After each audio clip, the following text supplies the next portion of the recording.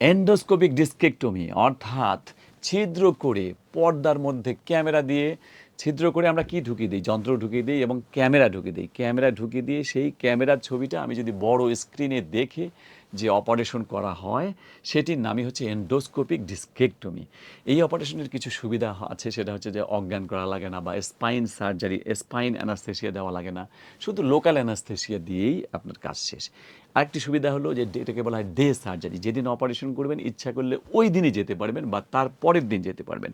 আরেকটা সুবিধা হলো এই সার্জারিতে একদম ছোট্ট ইনসিশন দেওয়া হয়, অর্থাৎ ছিদ্র করা হয়, দাগ হয় না।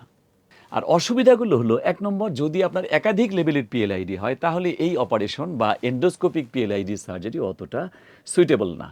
আর আরেকটা অসুবিধা হলো যে এর জন্য হাইলি মডার্ন ইকুইপমেন্ট দরকার হয়, যে ইকুইপমেন্টগুলো এখনও অতটা অ্যাভেলেবল নয় বাংলাদেশে।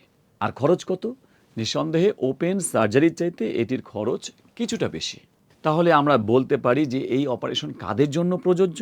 যাদের এক লেভেলে পিএলআইডি আছে এবং অল্প ডিস্ক প্রোলাপস আছে তাদের জন্য, যাদের হাড় নড়ে যায়নি, যাদের বয়স অনেক বেশি নয়, তাদের জন্যই কিন্তু এই এন্ডোস্কোপিক পিএলআইডি সার্জারি। যদি বয়স বেশি হয়ে যায় অর্থাৎ 50-এর উপরে হয়ে যায় তাহলে এন্ডোস্কোপিক পিএলআইডি সার্জারি নয়, তার জন্য অন্য কোনো অপশন।